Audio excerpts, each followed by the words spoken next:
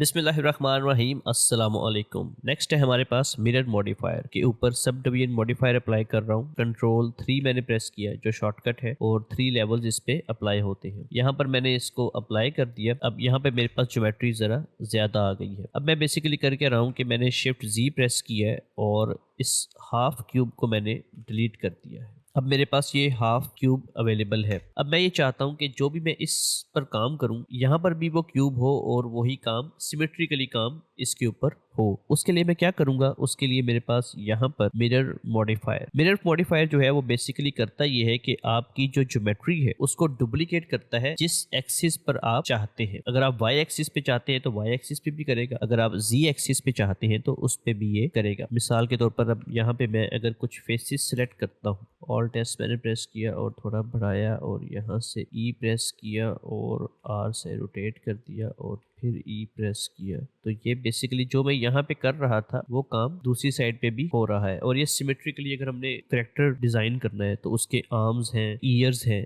तो कुछ चीजें हैं जो दोनों साइड पे एक जैसी होती है, तो वो मेहनत हमारी बच जाती है इसको यूज करने से। और ये जो काम करता है बेसिकली ये करता है ओरिजिन के हिसाब से। इसको बेहतर समझने के लिए अगर मैं यहाँ पे एक ले लूँ मंकी, यहाँ पर अगर मैं मिरर मॉडिफायर ऐड करता हूँ और अब ये एक्स एक्सिस पे अप्लाई हो गया है, मैं टैप प्रेस करता हूँ, वर्टिसेस को या फेस को मैनिपुलेट करता हूँ, मॉडिफाई करता हूँ, तो वो ऑटोमेटिकली दूसरी साइड पर उसको रिफ्लेक्ट करेगा। ये मैंने ई प्रेस किया तो ये एक्स एक्सिस पे उसको रिफ्लेक्ट कर रहा है। अब यहाँ पर हमारे पास ये एक्सिस है, ये अगर मैं वाई एक्सिस इनेबल करूँ तो ये वाई एक्सिस है, इस पे भी वो रिफ्लेक्ट करेगा। लेकिन ये जो बेसिक काम कर रहा होता है वो इस ओरिजिन के हिसाब से करता है। अगर मैं इस ऑब्जेक्ट को, ये जो मंकी है, अगर मैं इसे थोड़ा सा आगे लेके जाता हूँ, येलो डॉट है, इसको मैंने 3D कर्सर पे एक्सप्लेन किया, ये असल में ओरिजिन पॉइंट है, इसके हिसाब से ये काम करता है। होता ये है कि अगर मैं यहाँ पे, अभी मैंने एक्स एक्सिस किया है और अगर मैं यहाँ पे वाई करूँ तो आपको ज़रा क्लियर नज़र नहीं आएगा, वो आपको लगेगा कि जैसे ओवरलैप कर रहा है, क्योंकि इसी डॉट के ऊपर ये दूसरी साइड पर वाई एक्सिस पे सिमेट्रोसाइज कर रहा है उसको, ऑब्जेक्ट को। अगर मैं चाहता हूँ कि इस पे थोड़ा गैप आए तो मैं इसकी पोजीशन को टैब प्रेस किया है मैंने, क्योंकि टैब में जब आप ऑब्जेक्ट को मूव, ज्योमेट्री को मूव करते हैं तो ओरिजिन पॉइंट वहां पर ही रहता है, वो चेंज नहीं होता। तो अब ये ओरिजिन यहाँ पर ही रहेगा लेकिन मेरी ज्योमेट्री जो है वो थोड़ी आगे जा रही है, ये देख रहे हैं आप। तो अब वो हमें जरा क्लियर नजर आ रहा है। इसी तरह अगर मैं यहाँ पे z एक्सिस करता हूँ तो z भी उसी ओरिजिन के ऊपर ओवरलैप कर रहा है, और अगर मैं इसको थोड़ा ऊपर लेके जाता हूँ या नीचे लेके जाता हूँ तो हमें जरा कुछ चीजें क्लियर नजर आ रही है। अभी ये देख रहा है ओरिजिन पॉइंट के हिसाब से, लेकिन अगर मैं चाहता हूँ कोई भी मिरर ऑब्जेक्ट उस ऑब्जेक्ट के हिसाब से ये सारा काम करे, तो उसके लिए मेरे पास जो ऑप्शन है उसमें हम ज्यादातर जो यूज करते हैं वो हम लेते हैं एम्प्टी इसलिए यूज करते हैं कि ये रेंडर में नजर नहीं आता। अगर हम कोई और ऑब्जेक्ट लें तो वो भी ले सकते हैं, कोई भी ऑब्जेक्ट आप ले सकते हैं। मैं यहाँ पे प्लेन एक्सिस ले रहा हूँ, यहाँ पे मैंने मिरर ऑब्जेक्ट और ये एम्प्टी सिलेक्ट किया है। अब इस एम्प्टी को उसने जो ओरिजिन को समझा हुआ था वो एम्प्टी के अराउंड, अपने उस एक्सिस के अराउंड काम करेगा। ये ऑब्जेक्ट है,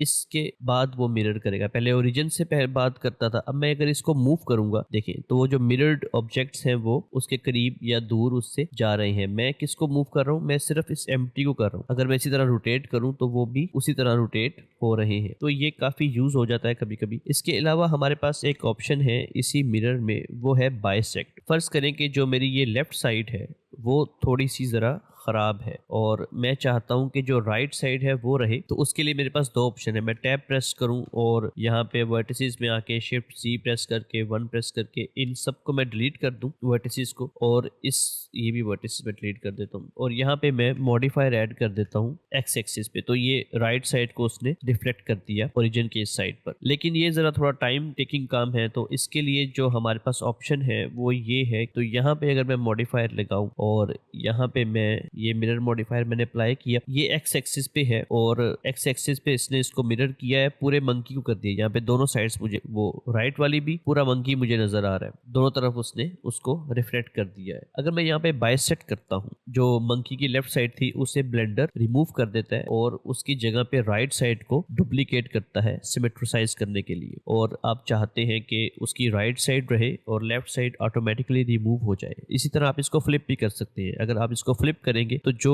मैनिपुलेशन थी ये वाली वो इस साइड पे आपको नज़र आ गई है। तो आपकी मर्ज़ी है, आप अगर लेफ़्ट साइड रखना चाहते हैं तो आपको फ्लिप करना पड़ेगा, और अगर आप राइट साइड रखना चाहते हैं तो आपको सिंपल बाइसेक्ट करना होगा। मिरर ऑब्जेक्ट के आप जो काम ओरिजिन के अराउंड हो रहा है वो आप ऑब्जेक्ट के अराउंड भी कर सकते हैं। एक और चीज़ इसमें ये है, वो है क्लिपिंग। इसको मैं हाफ अगर यहाँ से डिलीट करता हूँ और ये मेरे पास एक साइड है, और यहाँ पे अगर मैं क्लिपिंग मिरर ऐड कर दिया मैंने, अब मैं जब इसको आगे या पीछे करता हूँ ना, तो ये देखिए ओवरलैप कर रहा है एक दूसरे के साथ। तो अगर मैं चाहता हूँ कि ये इस तरह से ओवरलैप ना करे, बल्कि ये, तो अब मैं जब क्लिपिंग मैंने की है तो ये ओवरलैप नहीं करेगा। ज्योमेट्री को ऑन होता है तो जो वर्टिसेस हैं वो अपने एक्सिस में रहते हैं, क्रॉस नहीं करते दूसरे एक्सिस की तरफ। मर्ज जब ऑन हो तो जो वर्टिसेस इन डिस्टेंस पे होते हैं वो एक दूसरे के साथ मर्ज हो जाते हैं। अगर हम इस डिस्टेंस को बढ़ाएंगे तो वर्टिसेस जो होंगे वो दूर दूर जो वर्टिसेस होंगे वो भी मर्ज होना शुरू हो जाएंगे। तो ये बेसिक्स है मिरर मॉडिफायर की,